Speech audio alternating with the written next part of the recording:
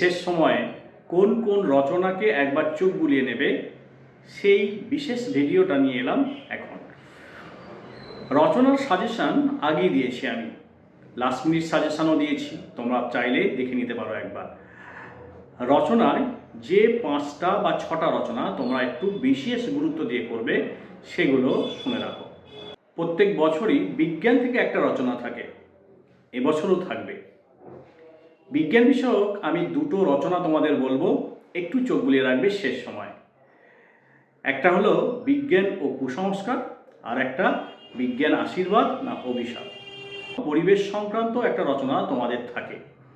এবছর পরিবেশ রক্ষায় ছাত্র সমাজের ভূমিকা, পরিবেশ দূষণ, এগুলো একটু দেখে রাখবে।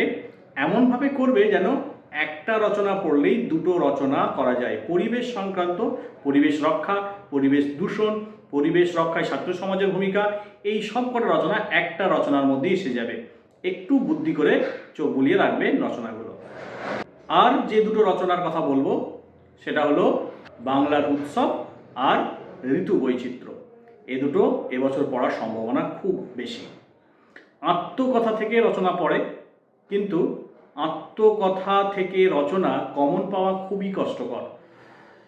কিসের আত্মকথা দিয়ে দেবে তুমি ধরতেই পারবে না। তাই আমি বলবো আত্মকথা রচনাগুলো একটু এড়িয়ে অন্য রচনাগুলো দেখা। আর একটা জীবনী পড়ে তোমরা এবছর সুকান্ত ভট্টাচার্যটা একটু দেখে রাখবে। এই যে 5-6টা রচনা বললাম, এই সময়ে রচনাগুলোতে একটু চোখ বুলিয়ে রাখবে। ভিডিওটা যদি তোমাদের উপকারে লাগে বা অন্য কোনো বন্ধুদের কাজে লাগে, সেই জন্য তোমাদের বন্ধুদের ঘরে অবশ্যই শেয়ার করে দাও, যাতে তারাও লিখতে পারে রচনা।